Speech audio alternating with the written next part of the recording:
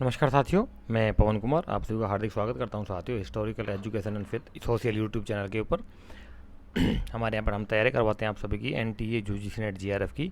तो UGC net GRF के साथ साथ आप हमारे साथ मिलकर के तैयारी कर सकते हैं साथियों। TGT, PGT, first grade, second grade, KVS, DSSB, NVS, UPGIC, GDC इत्यादि सभी प्रकार के कम्पिटिटिव एग्जाम्स को क्रैक करने के लिए, चाहे वो स्टेट लेवल के हों चाहे वो सेंट्रल लेवल के हों, हिस्ट्री विषय के किसी भी एग्जाम्स को क्रैक करने के लिए आप हमारे YouTube channel historical education and social को ज्वाइन कर सकते हैं।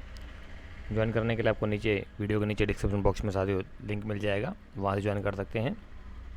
और अगर आपको हमारा काम अच्छा लगता है तो साथियों आप हमारे वीडियो को लाइक कीजिए, चैनल को शेयर कीजिए मैक्सिमम और सब्सक्राइब कर लीजिए और बेल आइकन को ज़रूर प्रेस कर लीजिए साथियों, ताकि उसका टाइम टू टाइम आपको नोटिफिकेशन मिल सके।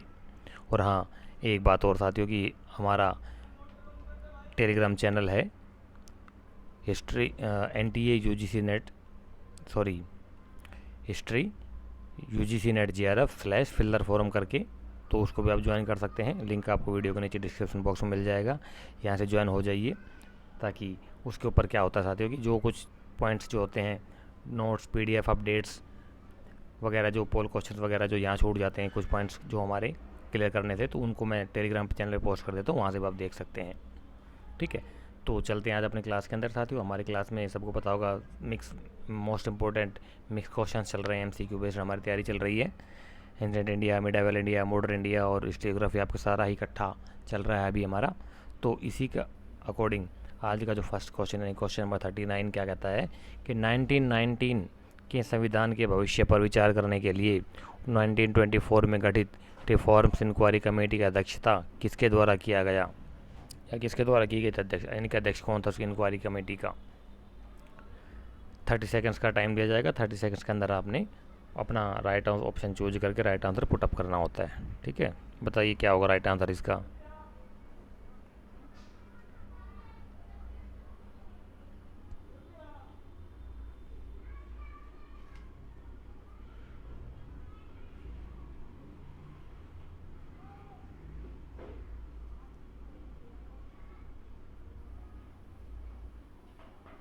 तो 39 का जो राइट आंसर है साथी वो होगा आपका ऑप्शन नंबर ए, अलेक्जेंडर मूडी मैन। ये इसके अध्यक्ष थे, किसके 1924 में जो गठित की गई थी रिफॉर्म्स इंक्वायरी कमेटी, इसके अध्यक्ष थे अलेक्जेंडर मूडी मैन।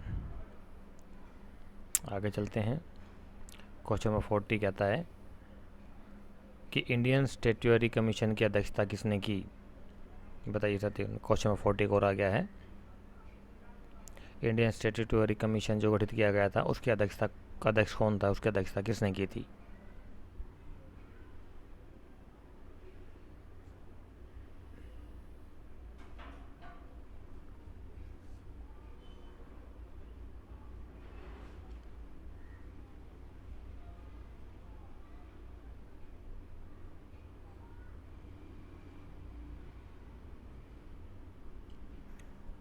तो क्वेश्चन नंबर 40 का जो राइट आंसर होगा साथी वो होगा आपका ऑप्शन नंबर बी।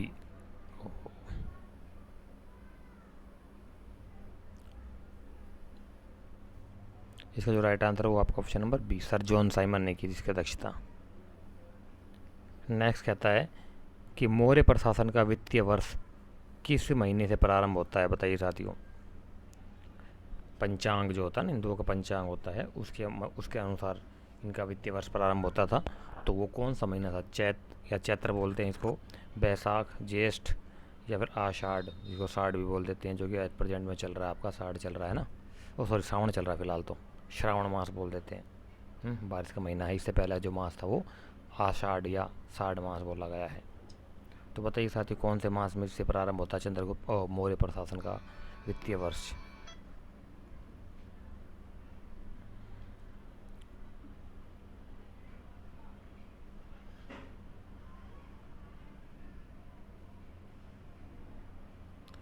तो 41 का जो क्वेश्चन का जो राइट आंसर होगा सॉरी वो होगा आपका ऑप्शन नंबर डी, आषाढ़ से, यानी कि साढ़ महीने से।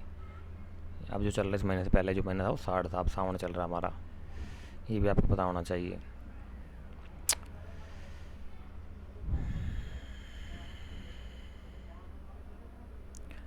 कहता है कि अशोक के राज्यकाल में तृतीय बौद्ध संगीति आयोजित हुई, इसका विवरण कहाँ मिलता है? बताइए साथियों, अशोक के राज्यकाल में जो थर्ड बुद्धिस्ट काउंसिल का आयोजन किया गया था ना, वो कहाँ पर, वो उसका जो है प्रमाण हमें कहाँ मिलता है, उसका विवरण कहाँ मिलता है हमें? महावंश में, दीपवंश में, या दोनों में, या किसी में भी नहीं?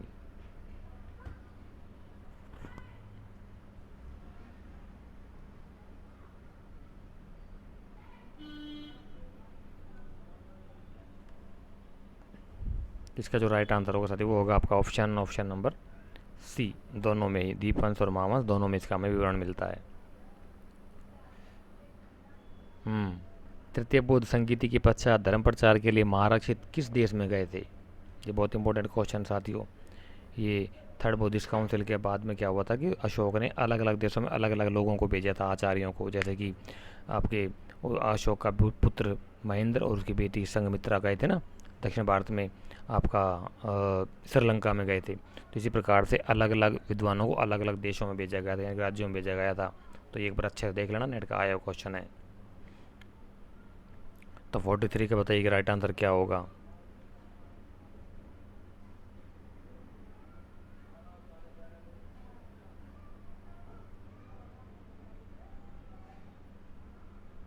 फोर्टी थ्री का क्षेत्र थोड़ा सा ना डाउटफुल क्वेश्चन है। इसमें दिया आंसर जो दिया वो दिया हुआ आपका यवन देश, लेकिन मेरे हिसाब से महाराष्ट्र होना चाहिए। तो एक बार देख लेना, इसको कंफर्म कर लेना, उसके बाद ये इसको देखना, ठीक है? क्लास के बाद देखेंगे इसको भी। हाँ, नेक्स्ट क्वेश्चन कहता है कि थर्ड बुद्धिस्ट संगीति के पश्चात दृढ़ धर्म प्रचार के लिए महिष मंडल, मानदाता या मैसूर कौन गया था? महिष मंडल या मानदाता या मैसूर, आज का मैसूर, उस समय का मानदाता या महिष मंडल जिसको कहा जाता था ना, वही जो आधुनिक कर्नाटक प्रदेश में है। हैदर अली, टीपू सुल्तान, वही मैसूर की बात हो रही है। तो वहाँ पर कहते कौन सा जो था स्कॉलर, कौन सा विद्वान वहाँ पर गया था धर्म प्रचार के लिए?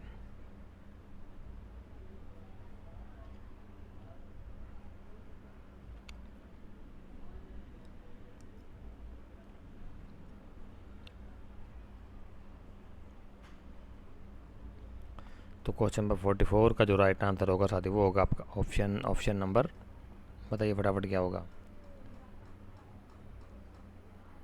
ए, महादेव गए थे वहाँ पर।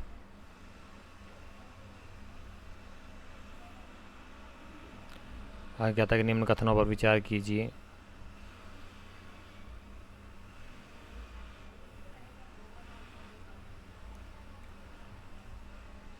कथन दिए हुए हैं, इनमें से बताना, दो कथन दिए, दोनों में से चूज करके आपने बताना है। एक सही है, दोनों सही है, या दोनों गलत है, दोनों सही है? बताइए क्या हुआ?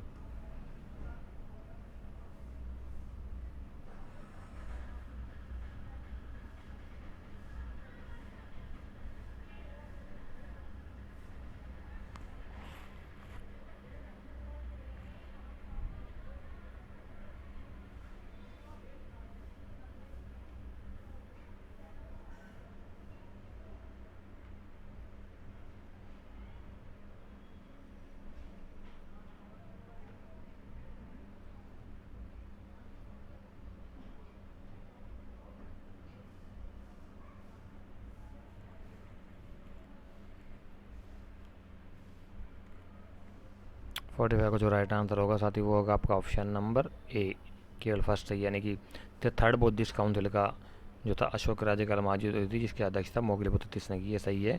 और ये गलत है, ऋषिपत्तनम में नहीं हुई थी, पाटलिपुत्र में हुई थी।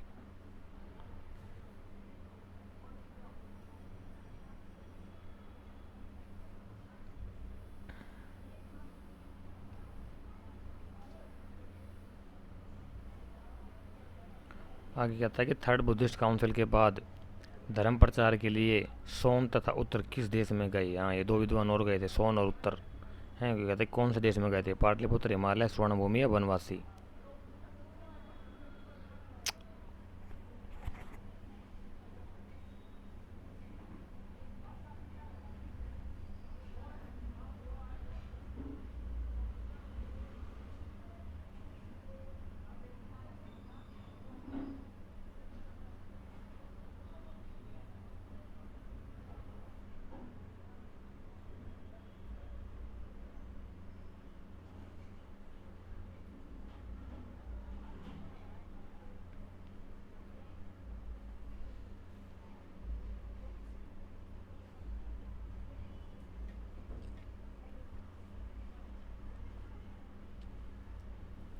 46 का जो राइट आंसर है साथी वो होगा आपका ऑप्शन नंबर सी, स्वर्ण भूमि गए थे। चलो बताइए साथी, स्वर्ण भूमि का आधुनिक संदर्भ किससे लगाया जाता है, यानी उस समय की स्वर्ण भूमि का जो प्रदेश था आज का कौन सा प्रदेश माना गया है उसे।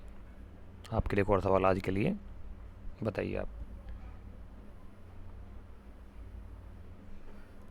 निम्न कथनों पर विचार कीजिए।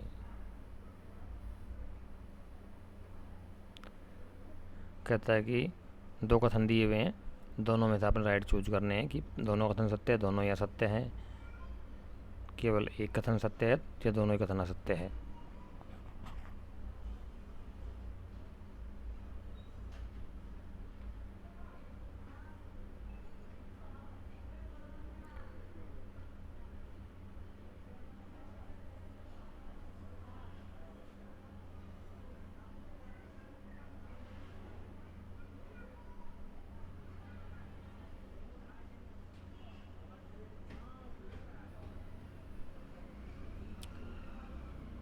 तो क्वेश्चन नंबर 47 का जो राइट आंसर होगा साथी वो होगा आपका ऑप्शन नंबर डी, दोनों ही कथन असत्य है, यानी दोनों ही गलत है।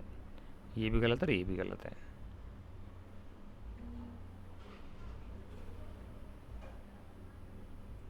ये तो जी क्वेश्चन है पहले भी आया हुआ है, लास्ट वीडियो में करवाया था हमने। कहते हैं कि महेंद्र तथा संघमित्रा, ये दोनों, एक महेंद्र बेटा था अशोक का, बेटी थी संघमित्रा, बौद्ध धर्म के प्रचार हेतु भिक्षु के रूप में कहाँ भेजे गए थे। बताइए साथ, राइट आंसर क्या होगा इसका। 48।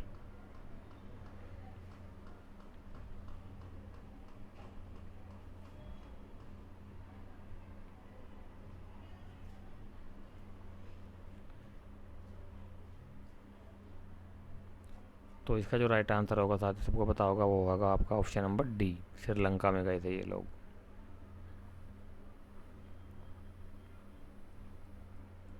आगे कहता है कि किस महिला ने ढाका में 1932 ईस्वी में दीपावली संघ की स्थापना की, जिसका लक्ष्य लड़कियों में शिक्षा प्रसार के साथ साथ क्रांतिकारी आंदोलन के लिए तैयार करना था। क्या बात है, देखिए साथियों, ऐसे ऐसे महिलाएं भी हुई थी, ऐसे ऐसे क्रांतिकारी महिलाएं हुई थी हमारे आज़ादी के आंदोलन, जिनका कि नाम ही ख़त्म कर दिया इस कांग्रेस सरकार ने। नहीं सुना कभी आपने, बताइए। इन लोगों का भी आज़ादी के, भारत की आज़ादी में बहुत बड़ा योगदान था। लेकिन इनका कभी नाम नहीं आया इतिहास में, इतिहास के पन्नों से इसका पन्ने फाड़ दिए इनके इतिहास के ना।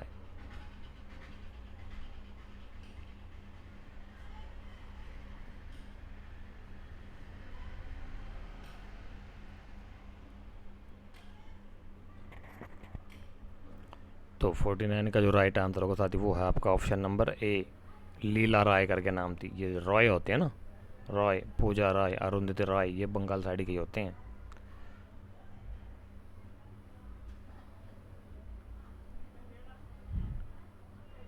आगे क्या था, उत्तर वैदिक काल में किस नगर में पहली बार पक्की ईंटों का प्रयोग किया गया। दूसरी शहरी क्रांति के बाद पहले शहर जो भारतीय सभ्यता में बसे गए थे ना, वो तो सबको पता होगा, इंडस वैली सिविलाइजेशन थी, सिंधु नदी घाटी सभ्यता थी, जहाँ पर मोहनजोदड़ो और हड़प्पा, राखी गढ़ी, कालीबंगा जैसे बड़े बड़े नगर बसाए गए थे। उसके बाद उसका डाउनफॉल आया, फिर आपकी वैदिक सभ्यता आई। तो वह कहता है कि उत्तर वैदिक काल में किस नगर में सबसे पहली बार पक्की ईंटों का प्रयोग किया गया था। बताइए साथियों। दोनों में ये डिफरेंस है कि जो आपकी सिंधु इंडस वैली सिविलाइजेशन थी वो व्यापारिक उसका मेन जो था कार्य व्यापार करना था, व्यापार से पैसा कमाते थे। और ये वैदिक काल सभ्यता की कृषि प्रधान सभ्यता थी, और गायों का बहुत ज़्यादा पशु पालन होता था इसमें। दोनों में ही फ़र्क था। क्वेश्चन नंबर 50 का राइट आंसर बताइए साथियों क्या होगा। तो इसका जो राइट आंसर है 50 का वो होगा आपका ऑप्शन नंबर डी, कौशाम्बी।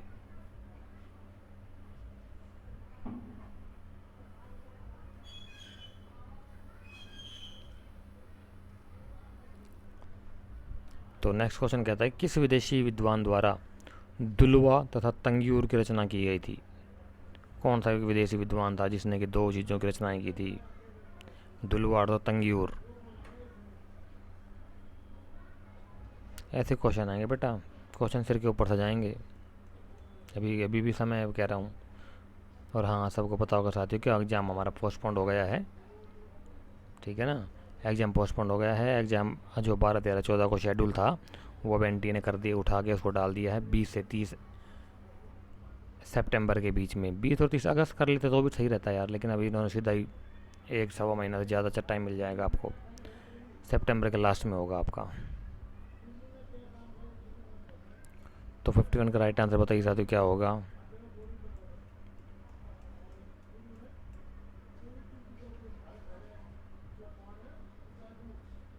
तो 51 का जो राइट आंसर वो होगा आपका option number D, Lama Taranath थे ये, जो 16th सेंचुरी में हुए थे।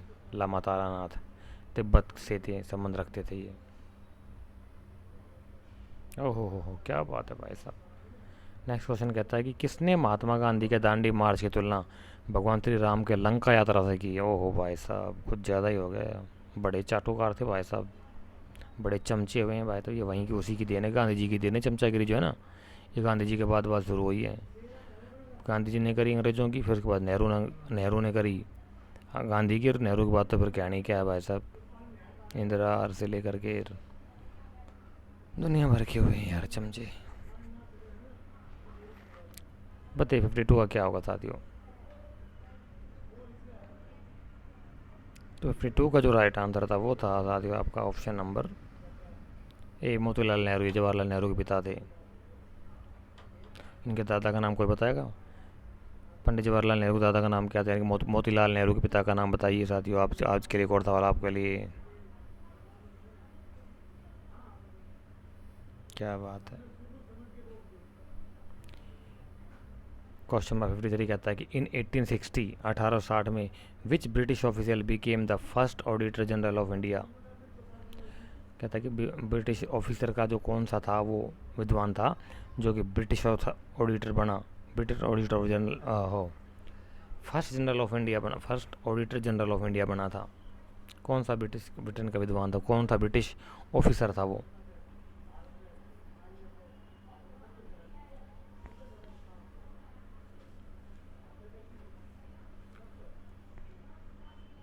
बताइए साथियों राइट आंसर क्या होगा इसका।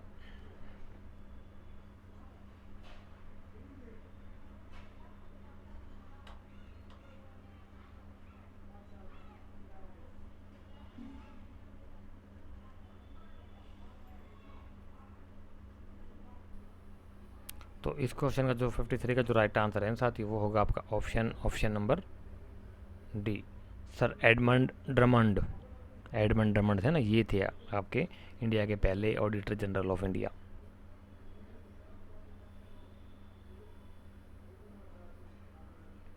आगे क्या था कि चोल साम्राज्य में वह संस्थापक कौन थे जो शासक के हर आदेश को मान्यता प्रदान करती थी, करता था यार। वह कौन, चोल साम्राज्य में वह संस्थापक कौन थे जो हर शासक के हर आदेश को मान्यता प्रदान करती थी। यानी कि एक प्रकार की वो थी यार, क्या बोलते हैं, समिति, ठीक है ना, या उसका देखा जाए अध्यक्ष होता था। वो जो समिति ना, राज्य चोल साम्राज्य में का जो संस्थापक था और शासक था उसके आदेश को मान्यता प्रदान करते थे, वैलिडेशन प्रदान करता, जैसे कि आज की हमारी संसद है, लोकसभा राज्यसभा है ना, उसमें से पारित होते कोई भी कानून, तो इसी प्रकार के ही ये थे। उनका एक अध्यक्ष होता था। बताइए कौन सा था वो।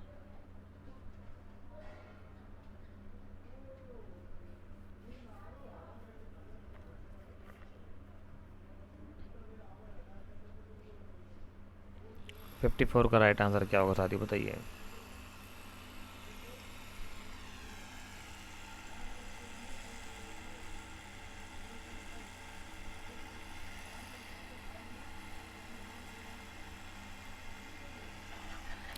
तो 54 का जो राइट आंसर होगा साथी वो होगा आपका ऑप्शन नंबर बी, ओले नायागम। ओले नायागम था ना, ये प्रदान करती थी मान्यता शासक के आदेश को।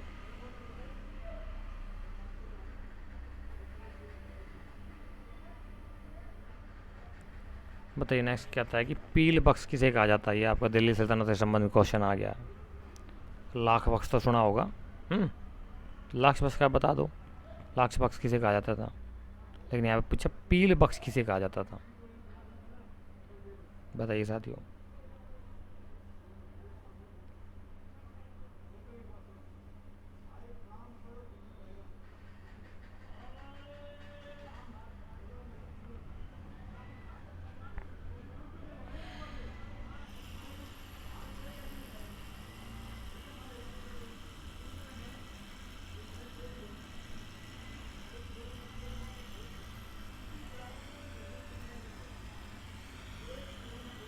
क्वेश्चन नंबर 55 का जो राइट आंसर होगा वो होगा आपका option number D, Qutbuddin Aibak को कहा जाता था पील बख्श।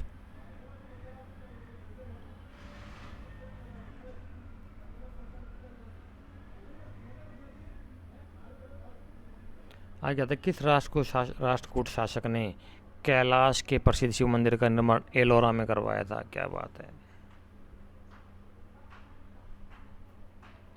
एलोरा में भगवान शिव का मंदिर, कैलाश के शिव मंदिर का निर्माण किसने करवाया था? ये दो क्वेश्चन दो आते हैं यहाँ पे साथियों। एलोरा के दो कैलाश मंदिर बने हैं, तो एलोरा में बना है और एक और दूसरी जगह बना हुआ है। दोनों के अलग अलग शासकों में बना, लेकिन दोनों का डिजाइन सेम है, सेम सा ही है। 56 क्वेश्चन नंबर का राइट आंसर बताइए क्या होगा।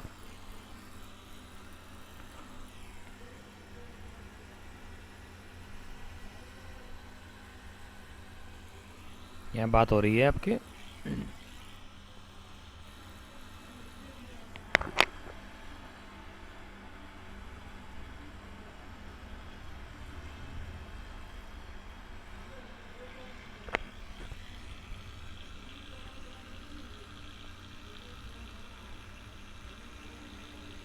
इसका जो राइट आंसर होगा वो होगा आपका ऑप्शन नंबर सी।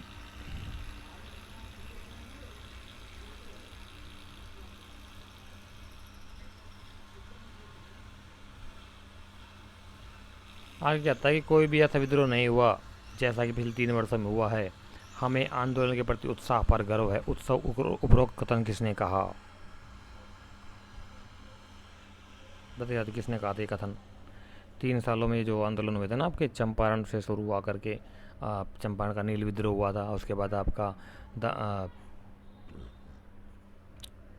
खेड़ा सत्याग्रह हुआ था क्या? हाँ, खेड़ा सत्याग्रह हुआ था। उसके बाद फिर आपका ये बम्बई की मिल हड़तालें हुई थी। इस प्रकार जो गांधी ने जो आंदोलन किए थे ना लगातार 3 साल, 1915 में आए थे, 16, 17, 18 में इन्होंने आंदोलन किया था। तो क्या इन्हीं 3 सालों के बारे में बात कर रहा है ये? तो बताइए साथी किसने कहा था ऐसा? 57।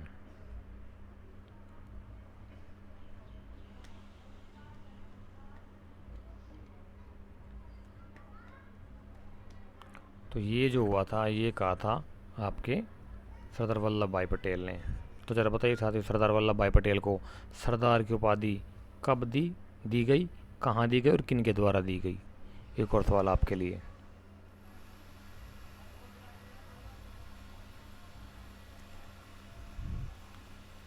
निम्न में से कौन सा कथन असत्य है? गलत कथन कौन सा है साथियों? अरे यार, ये तो बहुत कोड़ा क्वेश्चन हो गया। आप बता दो, बता सकते हो तो साफ दिखाई पड़ रहा होगा ना। अरे रुक जा भाई।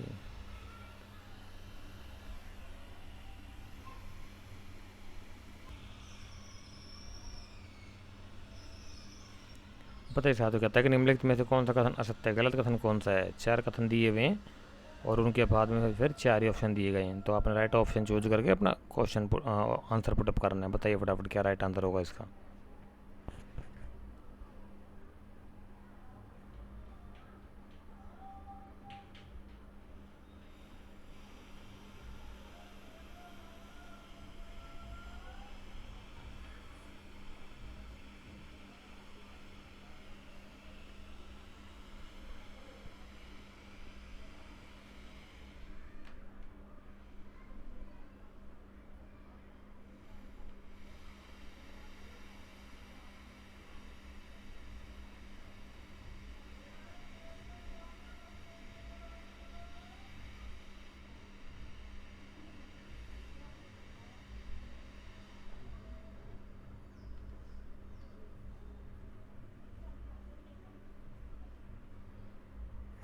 तो ये इसका जो राइट आंसर होगा साथी वो होगा आपका ऑप्शन नंबर डी। 2 और 4 गलत है, यानी कि दूसरा कहता है कि इल्तुतमिश संप्रभुता में विश्वास रखता था, ना कि दहशत राजत्व में। ये गलत है एक तो आपका। और फोर्थ है ईश्वरी प्रसाद के ने इल्तुतमिश को भारत में मुस्लिम राज्य का वास्तविक संस्थापक मानना है, ये भी गलत है। बाकी दोनों ठीक है, फर्स्ट और थर्ड। ये एडमिरल नहीं आएगा यहाँ पे, एडमिशन नहीं आएगा यहाँ पर। तो पता है यहाँ पर साथ क्या आएगा? कहते हैं कि डैश ने ईरानी राजतंत्र परंपराओं को ग्रहण किया और उन्हें भारतीय वातावरण के अनुकूल समन्वित किया, यानी भारतीय वातावरण के अनुसार डाला। तो बताइए साहब यहाँ पर राइट राइट कौन से शासक की बात हो रही है?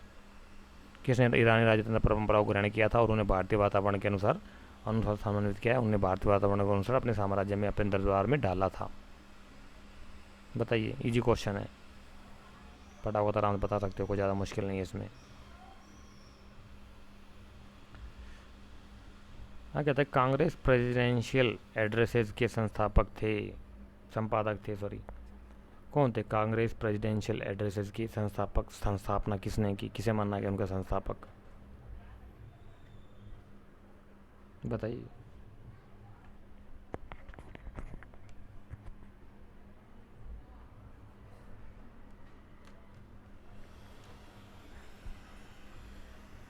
Question number 59।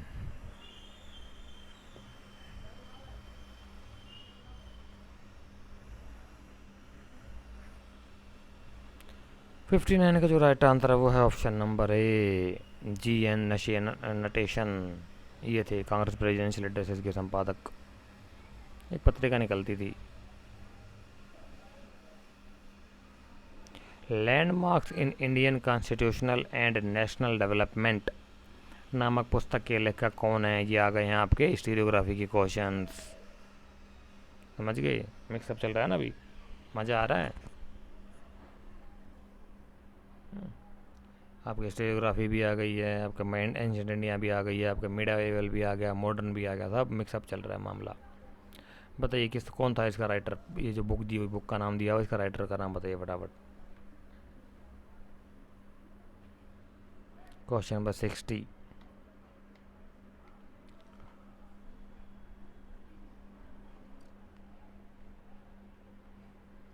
Landmarks in Indian constitutional and national development लिखी थी बुक ना इस नाम से। तो ये जो लिखी थी यार आप साथ, ये लिखी थी आपके ऑप्शन नंबर बी, गुरु निहाल सिंह, सरदार थे एक।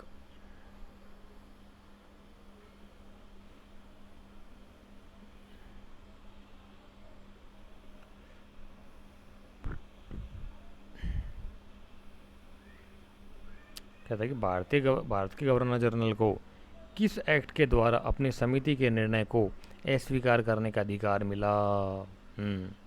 कौन सा एक्ट के माध्यम से उसे अपने जो उसके अंडर समिति जो काम करती है ना, उसके निर्णय को अस्वीकार कर सकता था? वो अधिकार कौन सी एक्ट के द्वारा उसे दिया गया था? कौन सा एक्ट के द्वारा उसे मिला, भारत का जो गवर्नर जनरल था उसे?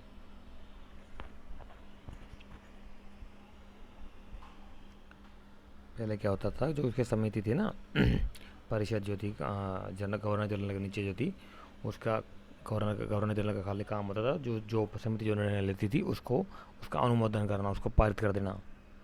ठीक है, लेकिन ये एक ऐसा एक्ट दे दिया, लगा दिया बाद में, उसको सख्ती दे दी गई कि वो चाहे तो उसको रिजेक्ट कर सकता था, उसकी संस्तुतियों को, परिषद की जो कमेटी थी, समिति जो बनी हुई उसके नीचे, उसको संस्तुतियों को मना कर सकता, रिजेक्ट कर सकता था वो। तो बताइए कौन से एक्ट के माध्यम से ये शक्ति प्रदान की गई थी? 61 क्वेश्चन।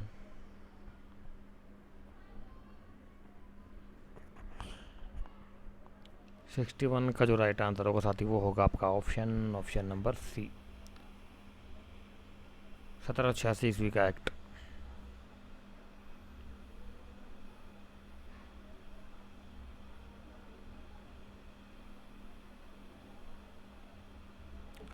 नेक्स्ट कहता है कि निम्नलिखित में से किसने गांधी इरविन समझौते में महात्मा गांधी के लाभ को सांत्वना पुरस्कार कहा था?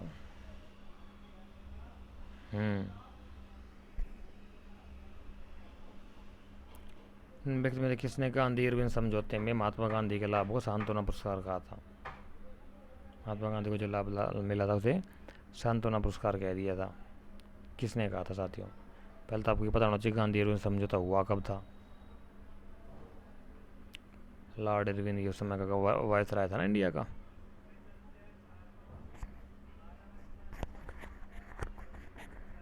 उसी समय की बात है। क्या बोलते हैं आपको, ये आप बता दो यार कब हुआ था गांधी इरविन समझौता? तो 62 का जो राइट आंसर होगा साथी वो होगा आपका option number B, Alan Campbell Johnson ने कहा था ऐसा। मानते नहीं थे अंग्रेज, बहुत आरामखोर थे।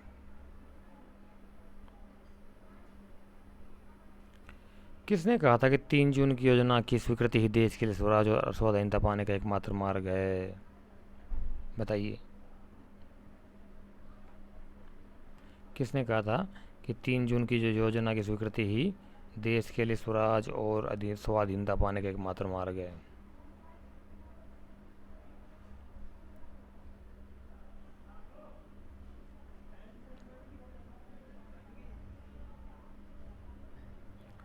इसका जो राइट आंसर होगा वो होगा option number D, Govind Vallabh Pant जो है ना, ये बहुत पढ़े लिखे इंसान थे साथियों मॉडर्न इंडिया में।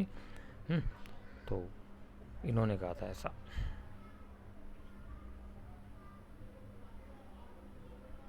आगे कहता है कि स्मिथ के अनुसार खारवेल नरेश ने जिस पाटलिपुत्र शासक को परास्त किया वह पुष्यमित्र शुंग था।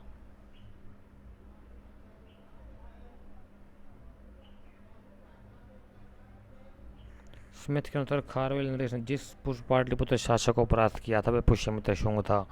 पुष्यमित्र की पहचान किस नाम से की गई है? अच्छा जी,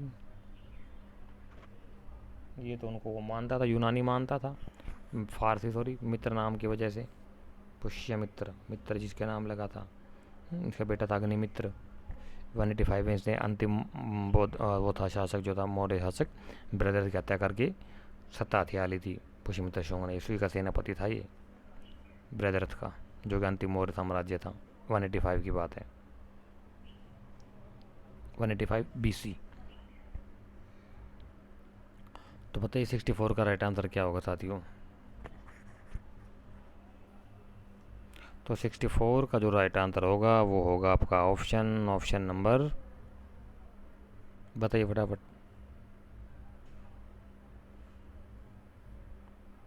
सी, बृहस्पति मित्र। खारवेल ने नरेश जिस पाटलिपुत्र शासक को परास्त कर दिया, पता नहीं स्मिथ भी कहाँ कहाँ ढूंढ के लाता था भाई नई नई चीज़ें।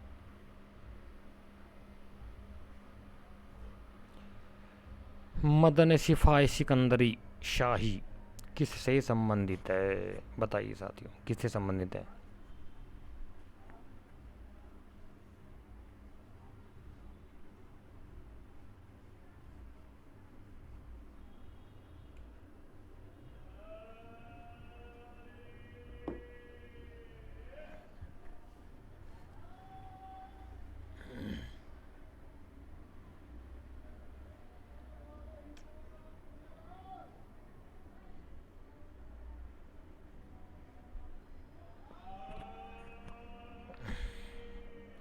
बताइए क्वेश्चन नंबर 65 का राइट आंसर क्या होगा? इसका जो राइट आंसर है वो आपका ऑप्शन नंबर बी, आयुर्वेद संबंधित ये थे ना। एक पुस्तक लिखी गई थी मदद शिफाई सिकंदरी जो है ना, मदद शिफाई सिकंदरी नाम से एक पुस्तक लिखी गई थी फारसी के अंदर। एक हिंदुस्तान में ये एक आयुर्वेद के ऊपर लिखी हुई पुस्तक, उसका ही ट्रांसलेशन किया था किसने, एक विद्वान था। तो जरा बताइए साथी कौन सी वो ओरिजिनल पुस्तक थी जिसका ट्रांसलेशन मदनी सिपाही सिकंदरी के नाम से हुआ? मध्यकाल की बात है।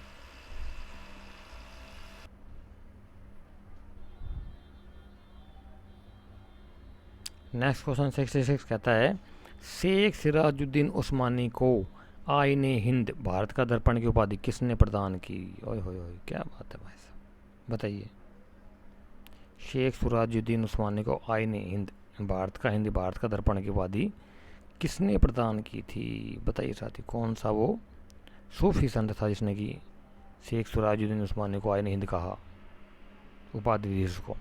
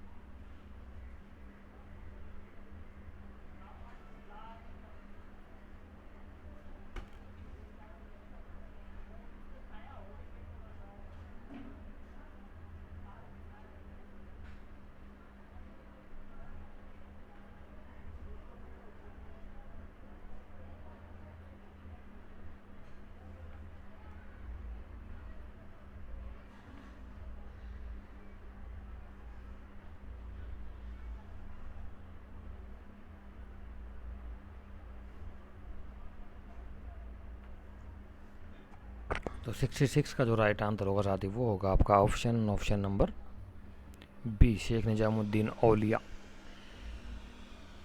बताइए जरा, शेख निजामुद्दीन औलिया की दरगाह कहाँ पर है? एक और सवाल आपके लिए, इसका दरगाह बताना आपने कहाँ पर है।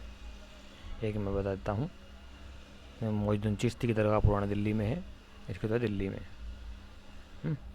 इसकी बतानी है, अपने निजामुद्दीन औलिया की दरगाह कहाँ पर है। ईजी है यार, बता सकते हो आप आराम से। बड़ा पंगा चल रहा है आजकल, दरगाहों का बायकॉट किया जा रहा है हिंदुओं के द्वारा। जब से वो नूपुर शर्मा बड़ा केस हुआ है और वो सरतन से जुदा हुआ है, और वो राजस्थान के अंदर एक टेलर की हत्या कर दी थी ना। तो नेक्स्ट क्वेश्चन बताइए साथियों, क्या होगा कि अकबर ने किस लेखक को मलिक उश ओशरा शोरा, अकबर ने एक राइटर को मलिक उश शोरा कविराज की पदवी प्रदान की? कौन सा था वो कवि? मुगल काल आ गया इसमें आपका, बताइए।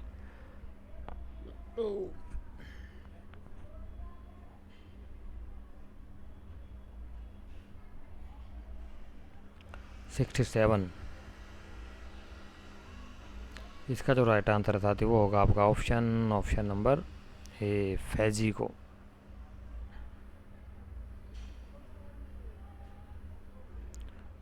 नेक्स्ट कहता है कि विचित्र नाटक की सुख गुरु की आत्मकथा है? कौन से सुख गुरु है जिनकी आत्मकथा है विचित्र नाटक के नाम से? बताइए।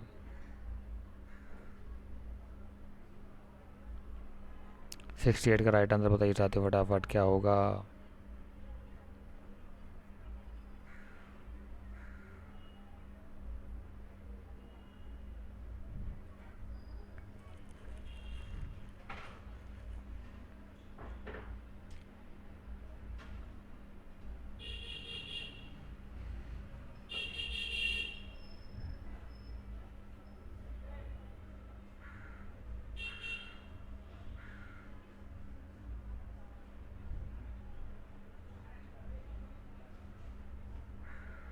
तो ये जो है ना राइट आंसर होगा इसका आपका ऑप्शन नंबर सी, गुरु गोविंद सिंह की आत्मकथा है विचित्र नाटक के नाम से।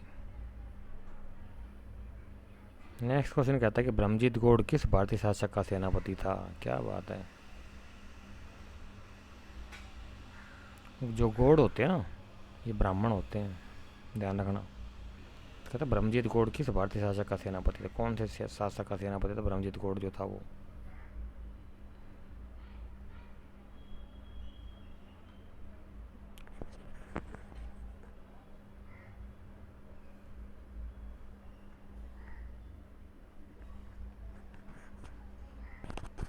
इसका जो राइट आंसर होगा साथी वो होगा आपका option number B, Sher Shah Suri.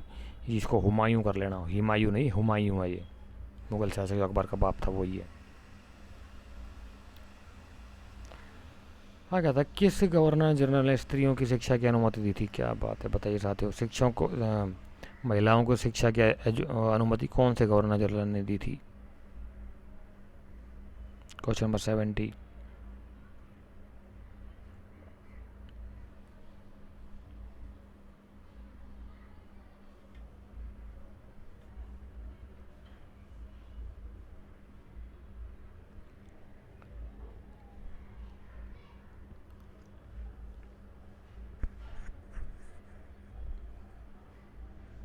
हड़प नीति इसी की देन थी भाई साहब।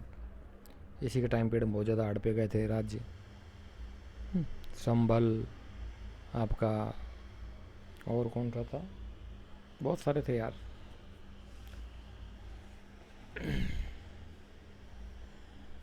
तो 70 का जो राइट आंसर होगा वो होगा आपका ऑप्शन नंबर ए, लॉर्ड डलहौजी ने।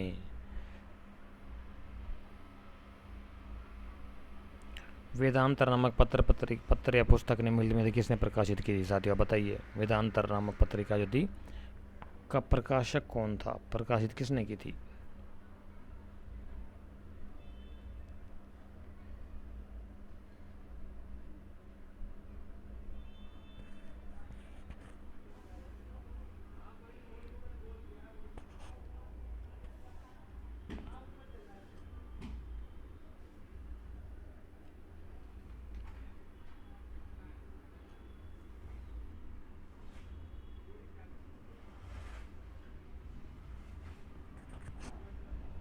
तो 71 का जो राइट आंसर होगा साथी वो होगा आपका ऑप्शन नंबर डी, राजा राम मोहन राय ने लिखी थी वेदांत नामक पत्रिका।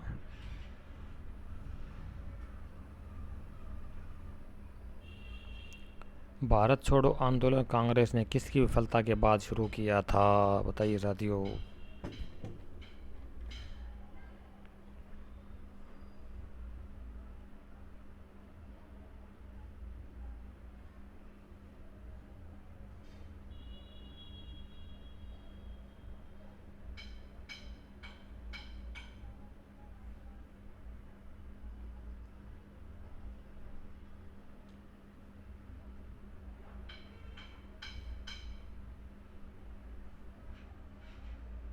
सेवेंटी टू का राइट आंसर क्या, बताइए साथी क्या होगा।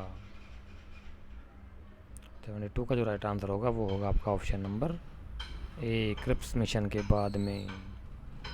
ये बात है आपकी 1942 भारत छोड़ो आंदोलन, ठीक है, क्योंकि कैबिनेट मिशन तो 1946 में आया था आपका।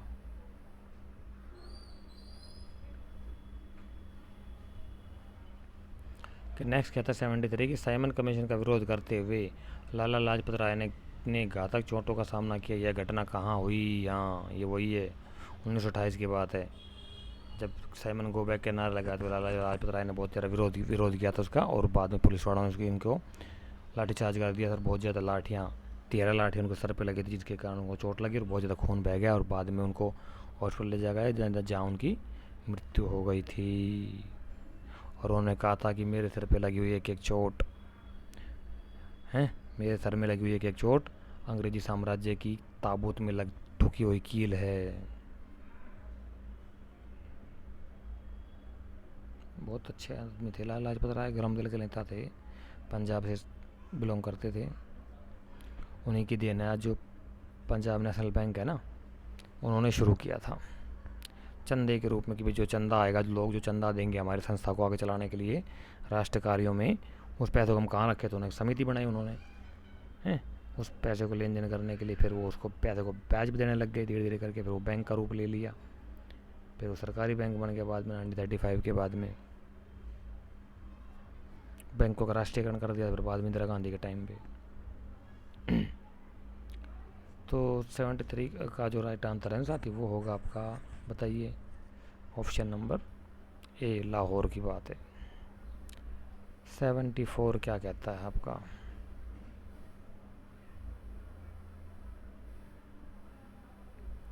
सेवेंटी फोर कहता है कि इतिहासकार डॉक्टर कानून गो के संदर्भ में सत्य कथन का चलन किए, सत्य कथन का चयन करें। 3 ऑप्शन दिए गए, तीनों का में से 3 कथन दिए गए, तीनों कथनों के 4 ऑप्शन दिए गए, ऑप्शन भी चूज करने हैं आपने, बताइए क्या राइट आंसर होगा इसका।